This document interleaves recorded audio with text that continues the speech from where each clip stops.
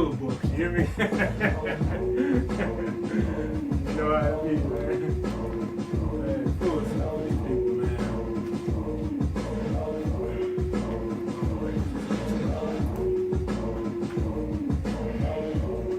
The Rude Awakening. Thank y'all for tuning in.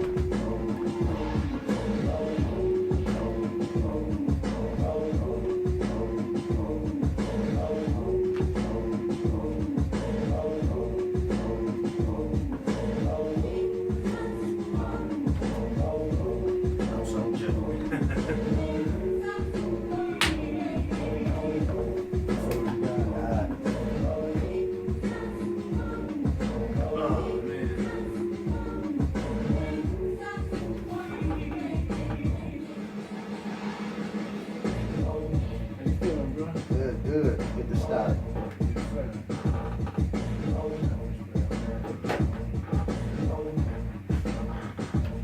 Rude Awakening. Yes, sir. Yes, sir. Yes, sir. Time to go a little deeper into the science. You know what I mean? Turn this down. We don't get no complaints. Don't want no complaints. You know, but the benefit is that, you know, we got viewers that's paying attention. You know what I'm saying? And be like, okay, well, what? Willing to critique. Yeah, you know. yeah. Go ahead, we're gonna get started and make sure everything's proper.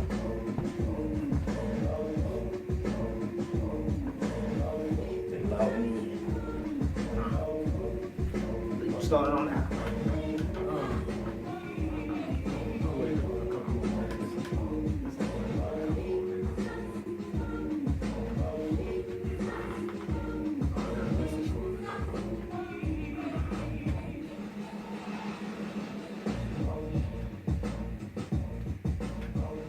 Let's get it. Let's get it.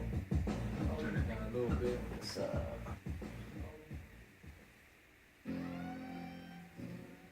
The Rude Awakening. Rude Awakening. All you talking about praises tonight, to the man? Most High, man. You know, I'm gonna discuss his story versus universal truth. Okay. You know, because there's been a lot of lies told about our people, taught to our people, and it can't continue. You know, so first things first, I want to just give praises to the supreme cosmic state of consciousness, known as God, Allah, Aludamari, Yahweh, Jehovah, Wakantanka. Before we had a word for him, he was known as the Tetragrammatron. But no matter what you call him, he remains that rootless root from whence all life sprang forward, that causeless cause, that has no cause and yet is the cause of everything, the omnipotent, the omnipresent, all-powerful, almighty creator. And when we talk about God,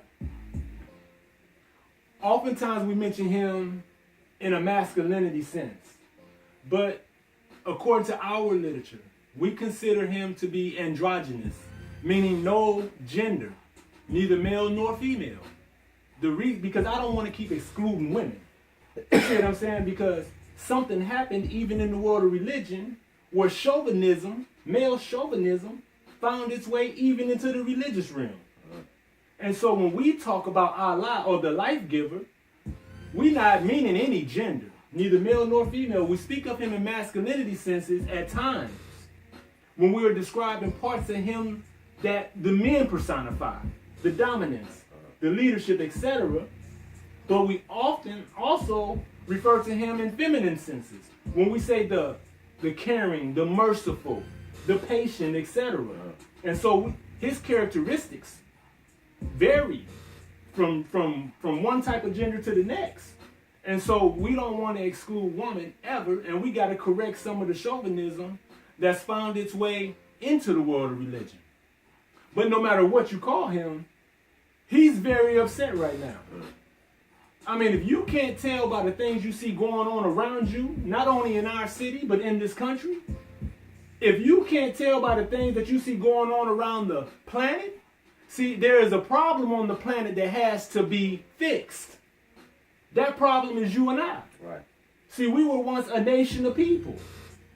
But due to circumstances, and fate could favor anybody during war, we are the missing piece of the pyramid.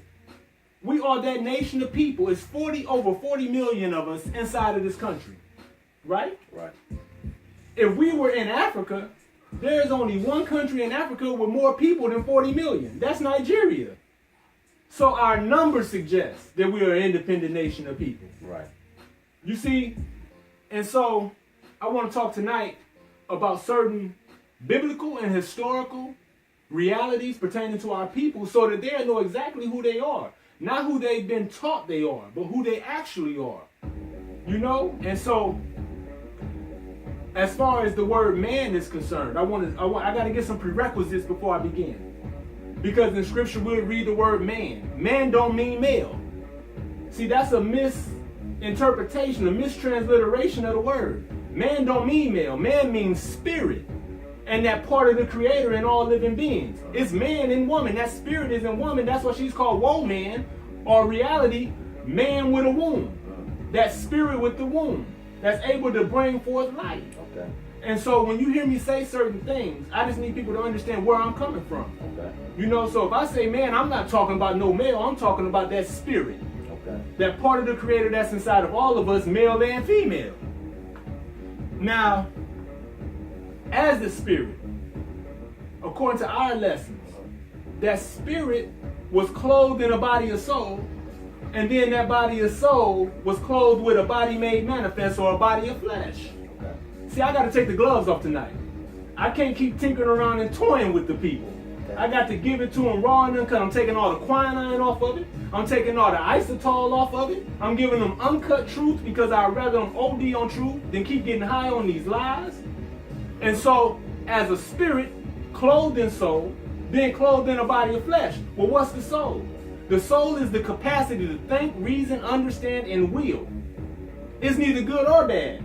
Only your own determination to deliver those capacities up to good or bad. And so, what we have is a history interrupted. Somebody kidnapped our conscience, hijacked our history, brainwashed us in holy water, then baptized us in lies. And so now we got the responsibility of trying to undo, piece by piece, what these people took their time and done. And that's why I made this part one. Because there's no way for me to give the people everything I want to give them in one setting concerning these issues. Right. Now, two main problems. And I'm going to talk about the first one, in my humble opinion. The first problem with the confusion of our people was the Greek translation of our ancestors' scripture. This took place about 300 BCE, 300 years before Isa ibn Maryam, who y'all know as Jesus, was born. Now, they made a translation, a Greek translation of Hebrew script, and they called it the Septuagint. Now, this Septuagint that these people wrote, they tinkered and toyed with it. That's how come you're able to see different contradictions inside of it. Not that that's how the original Torah is or ever was, but the version you got. See, this is the thing. You have to be a foolish people in order to have a King James version of the Bible and never ask yourself questions about, well, who was King James? Right, right. If Michael Jackson had a version of the Bible, before I pattern my life, my understanding, and my children's direction off of that book, I must first investigate Michael Jackson. There's a book by Otto J. Scott, a European, about King James I. King James, what they call James Stewart of Scotland. He wasn't even from England. Be that as it may. Just to give you a short understanding of who he was, or his personality. He wrote 3 books on witchcraft before he ever ordered the scholars to get together in 1611 and compile what we know today as Bible. He had his first wife boiled alive and had his second wife beheaded. And after that, the book said that he was strictly just fond of boys. We have to think. We have to research. Go ahead, brother. How many versions of the Bible are there that you know of? Several. I just studied about the transition from what's known as the Bishop's Bible into the King James Bible. You know, and so inside of that transition, there were about 3 books, maybe 4. And the one that y'all got today, the one that we have today, it was once known as the Puritan's Bible.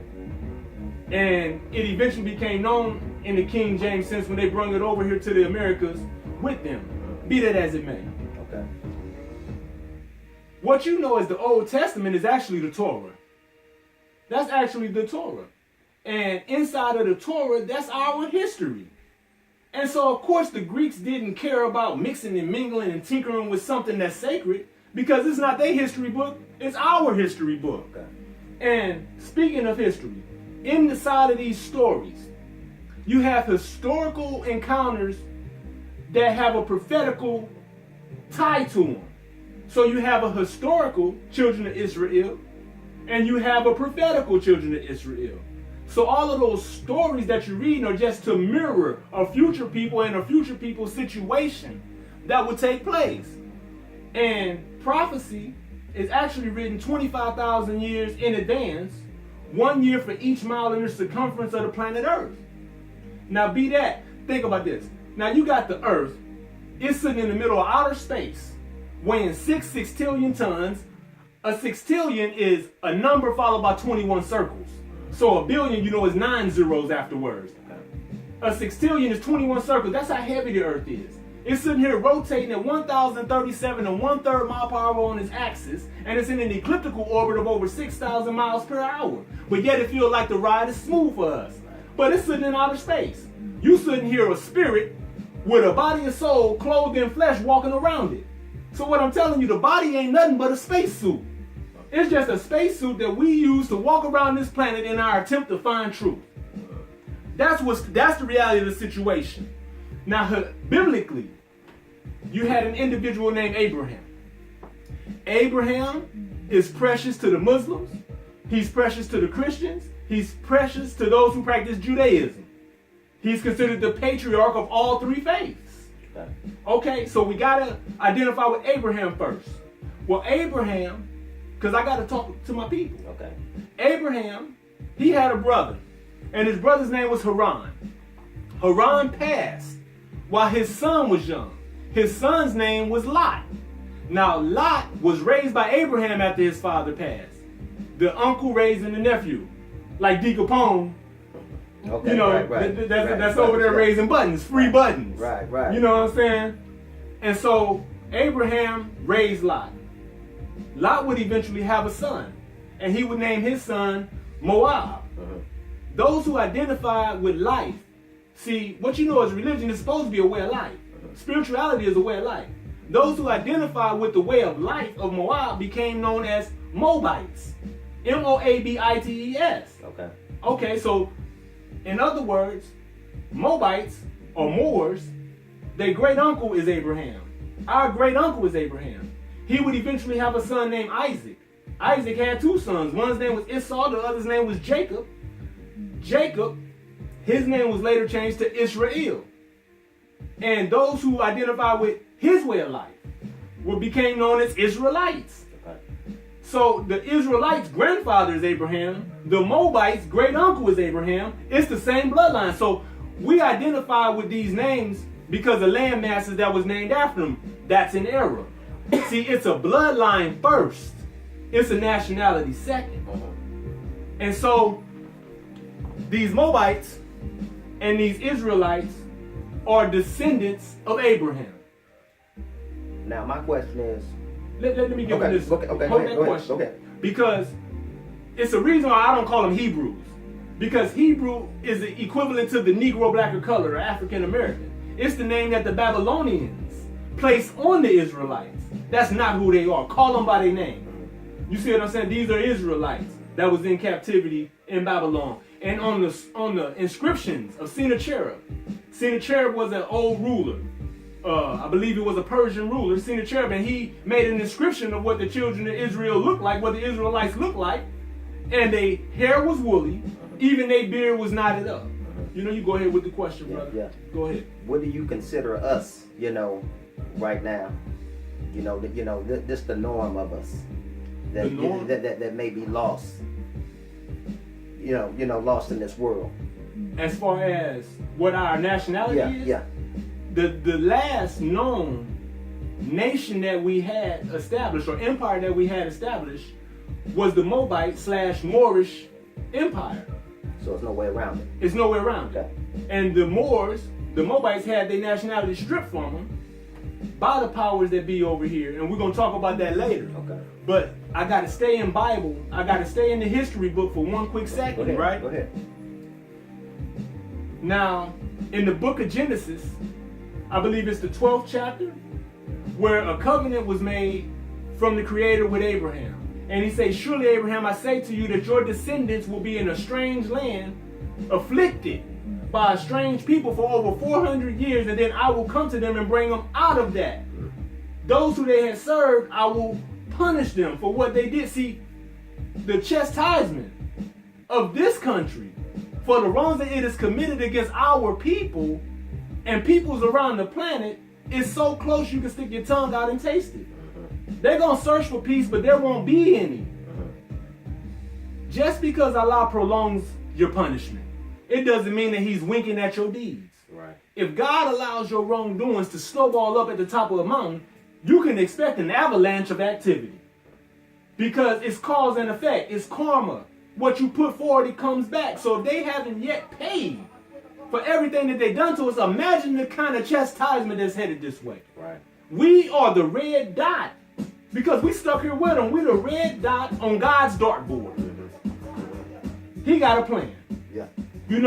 But praise be to the supreme cosmic state of consciousness. That it's not for us, it's about us. Right. See, he got the ability to throw curveballs with tornadoes. He got the ability to make certain parts of the punishment miss where we at and land right where they at. See, to parallel with that 12th book of Genesis, you go to the 18th chapter of Revelation. And it talks about a mysterious Babylon who had a whole people inside of her that was not of her. I got to teach. Stop me when I lie. See, too much clapping is going on inside these holy places. Too much dancing, too many drums, too many pianos. Jesus didn't have no marching band following him around. Teach me something, because it's only what you can teach me that's going to alter my mind off of what's taking place and give me the power to summon the power of my own being and make the corrections necessary to become more moral, to become more civil, to become more focused. So you might get a good feeling for a couple hours in these holy buildings. But you could get that. I got that same feeling last time I went to a holy building. I got the same feeling that I got when I went and seen Little Boosie over there in St. Louis. Yeah, you be in a little elevated state for a second, but when that comes down and your problems still remain. Exactly. When that comes down and your behavior hasn't changed. Right. You see, so we can't keep toying around at this hour, nor can we continue to have a cartoon outlook on the scripture. Very true. You see, it's okay. You can call Walt Disney, call Paramount Pictures, tell them you want to use your own brain for a second. Because they done got our pictures, minds all warped with cartoons, and they thinking people walking on water, they thinking, grow up. All that's allegory. It's meant to signify something of a higher being, a higher meaning. It's a reason why the entire Torah is about Moses. It's a reason why Moses' name is mentioned more times than Muhammad's in the Holy Quran. It's a reason why Moses' story ended on the top of Mount Nebo, which is in our ancestors' land known as Moab. See, when Allah, God, Yahweh, had Moses pass on the top of Mount Nebo, that's an exclamation mark. That's an exclamation mark. Because it's something about us. Our story is the last story that's supposed to unfold of prophecy. And it's unfolding by will or by choice. It's nothing this government can do to change course. It's nothing we can do to change course of prophecy. What's going to happen is going to happen. God is not pleased with what's been taking place. He's not pleased with us taking on the ways of our oppressors. You see, when you had Meshach, Shadrach, and Abednego, they didn't bow down to the Babylonians. They changed their names. That's not even their original names. They wouldn't eat the king's meat. They put them in a fiery furnace because They eating swine. Meshach, Shadrach, and Abednego didn't eat swine. But the place where you at, everything that God say do, you don't do. Everything you say don't do, they say you could do it. So God said no intoxicants. They sell alcohol every day, even Sunday. You just got to wait till after 12 o'clock to get it on Sunday unless you go across the bridge. Right. God say no gambling. They say what happens in Vegas stays in Vegas. God say no homosexuality. They got more rights than so-called blacks. You see what I'm saying? Right.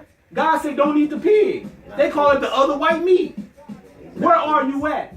Right. Who is guiding this country? What force is active in America? Is this a God country? I can't tell. Because there's churches all around, but it's blood on the ground. It's mosques all around, but it's blood on the ground. Yeah. You see what I'm saying? Because no matter what the books say, a person will put their book to the side for these social norms. How are you religious minded? Didn't Jesus say, let this mind be inside of you that was inside of me? Well, he was outspoken against the Roman Empire and what they was allowing to take place inside of his people's stronghold, inside of their stronghold. Jesus wasn't no coward. Our people have become full of cow meat and cow milk, and they become cowards. Yeah. This is what's taking place. Right. Not pleased. So, our ancestors that was established in Moab, it came a time where Joshua was ordered by the Creator to push the Moabites up out of Moab. I'm taking that land and I'm finna give it back to some people who got their stuff more together. Because our people had started straying. We started identifying with false gods and doing what we wanted to do. And anytime one of God's chosen peoples get to making an error, he sent another one of his peoples to chastise them. All throughout Scripture, all throughout the history book, or the Old Testament, the Torah ain't nothing but a family feud. That's all it is. Yeah. And so when we left Moab, we crossed the land bridge, and we entered into Egypt, entered their mystery schools. They accepted us back, those are our ancestors. The first mystery system that we began to identify with was the system of what's called Amen. To the Egyptians, they said that means the hidden. Okay. When they put the Ra at the end, it means the hidden one. So we were initiates of the Amen school of thought for hundreds and hundreds of years. Then we entered into what was called the More school of thought, M-A-U-R, which means the God within. Okay. And the same as when you get a degree over here, a doctorate, they call you Dr. Wood. Dr. Mason Hill is the same way the term Moor was tied to us. This is how you transition from your biblical name of Moabite into this modern term of Moor. Okay. The Egyptians gave us that term Moor, then gave us permission to establish the western part of Africa. And so when we left Egypt, we entered what's today known as Libya. We established Tripoli as its capital, continued on west, then we established Algiers as the capital of Algeria. Then we continued west, established Tunis as the capital of Tunisia before settling in Morocco, which became the headquarters of the Moorish Empire. Then we went south, establishing Mauritania, Mali, etc., until we had established the same science that was in Egypt was now all up and down the western part of Africa. During this hour, the Atlantic Ocean didn't rest where it rested. That was a land bridge straight to what you know as America. And so this land bridge, we've been in America, tens of millions deep. They know the reality of the situation. And so the Great Atlantic Earthquake caused the Atlantic Ocean to unite with other bodies of water and make the Atlantic Ocean lay where it is today. What that body of water was once in the middle of Africa, it was called Lake Triton. And that's what you today know as the Sahara Desert. Okay. That's a lake bottom. Like all lake bottoms is sand. That didn't happen over time. That happened due to a cataclysm. And so our ancestors had been over here in the Americas. But when they came, the European settlers came over here, they began to misname us. They called everybody over here an Indian. But they wasn't in India. They just used that to shield the reality of our presence over here, but our ancestors left messages in stone. You see, they blanketed it with Olmec heads. Yeah. They blanketed it with artifacts. They went to Iowa and found what they called the Davenport Stele. And it had writing on it. It's 7,000 years old. It had Egyptian writing on it, Syriac and Ashuric writing on it, and Persian writing on it. They discovered the remains of an African way in Washington above California, in Kennewick, Washington. And they went to excavate the body and found it was a whole cemetery of Africans over there. Army Corps engineers seized the area and blocked it off and bulldozed rocks over it. So they didn't want anybody to disturb it. They went to the bottom of the Grand Canyon and found all kind of Egyptian hieroglyphs at the bottom. Army Corps engineer moved in, blocked it off. You can't even go down there anymore. So they was pulling out so many golden sarcophaguses. A sarcophagus is the equivalent of what you call a coffin today. Okay. But that sarcophagus, like when you see King Tutankhamun's sarcophagus, all gold. Right. They know we've been here. We've been here a long time. They found pyramids that we left in Alaska that's still there at this hour. Wow. We left incomplete pyramids right in Cahokia. They call it a mound. That's the base of a pyramid that never got completed because of them. Wow. You preaching, bro. Pyramids all along the Atlantic shore coast. All the eastern border. If the water wasn't there, you see pyramids. Wow. We left step I'm pyramids in South America.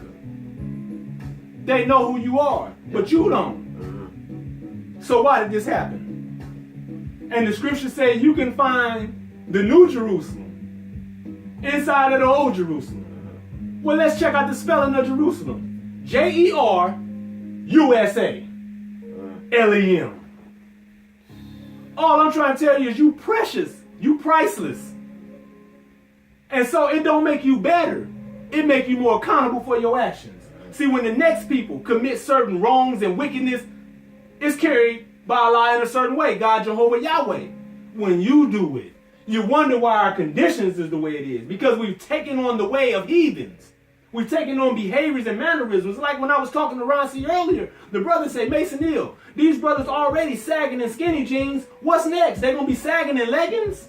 They're going to get their girlfriend's leggings? Right. And walk around sagging in that. Look at the behavior. But it's only your fault second. Yeah. It's only your fault second because something happened to you. We talk all the time about somebody robbed us of our knowledge, robbed us of our history, robbed us of our culture. How did they do it? Right. See, it said that it was 64 years in making the Negro, or this empty-minded vessel. And so what you know as the plantation system, let me teach. Talk to business, brother. What you know as that plantation system was actually what was known as a denationalization system. Denationalization is a war crime. It's the only war crime that ranks higher than genocide in the United Nations. And we're the only people it's been completely executed on. Denationalization, you remember hearing stories about them taking babies from parents. That wasn't to be mean. They had other ways to be mean to you. The taking of the babies, let's say you had elders that had the knowledge of self. They would lead them on certain plantations, North Carolina, South Carolina, Florida. They had babies, they take them babies to the plantations in Georgia, Mississippi, Missouri. When those babies was old enough to have babies, they would take them to different states. Tennessee, Arkansas, Texas, and again.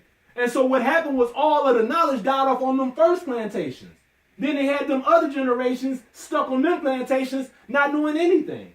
And they would teach them what they wanted them to know to make them a better tool. So for a couple hundred years, we had a 5-word vocabulary. Nigger, massa, cotton, corn, horse. And if you try to find another word, they go 20 lashes. Right. And so that's what happened to erase our knowledge of self is the plantation system or the denationalization process as taught to them by Willie Lynch in 1712. You add 64 to that, you get 1776. They was ready to roll.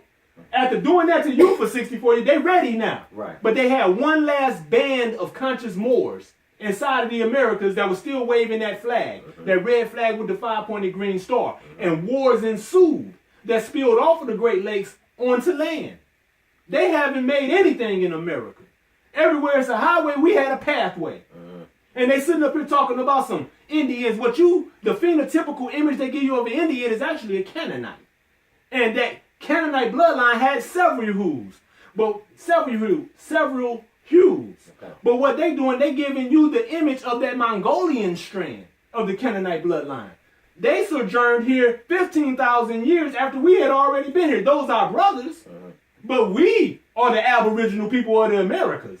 This is the reality. Right. And so I'm going to show you how when you tell one lie, you got to tell another. And if you're not careful, a person will peep your lie because of what you omitted. Here it is. They write their history books, but they never accounted for our miscegenation with who they say are the Indians. But yet and still we know that every 2 Asiatic so-called black families got Indians in their bloodline. Right. But their history books don't show any period of time where we was coexisting to the point where all our bloodlines are littered with Indians inside of the so-called Indians, actually Canaanites. They tell you that you were set free in 1886 and then took off. You see what I'm saying? On your own little thing. They never accounted.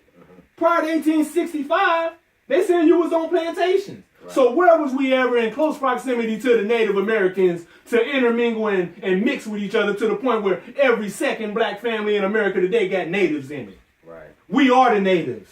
Right. We are the Native Americans. You know, and this is what they know. In the temple, the Moorish Science Temple, we won more land back from the United States of America than we can't even manage it all. We got what's called Moorish colonies all over America. Winning back hundreds of thousands of acres of land, but we want it all back. Right. We want it all back. You want to build a wall, build you a boat, and sail back to England. You're talking about building a wall to keep other immigrants out who are indigenous to this hemisphere and indigenous to this territory. Why don't you take a flight? And how long are we going to allow them to guide us? Right. How long are we going to allow them to tell us when to give your woman a rose? When they acknowledge your mama? When they acknowledge your father? They got us like remote controlled Romans. What they say we do, they say jump, we say how high. Right. It's time out. God is angry. Wow, wow, wow. So? Now, according to the lessons, how much time we got? You into it, brother. Handle your business. Well, I'm gonna go ahead and end this one for now, right? Okay. I'm gonna end this one for now because we already done talked on this thing 30 minutes. It's part 1. We'll go into part 2, part 3 because there's so much to it. But I want to extend honors to man because to withhold honors to man is both mean and unjust. Kingdom Cuts. Praise the Most High, 1113 Milton Road. Salute. Jack Cox Jr., Ron C., Boosie. I think that Lovitz. the Lovitz, definitely. We're gonna be going.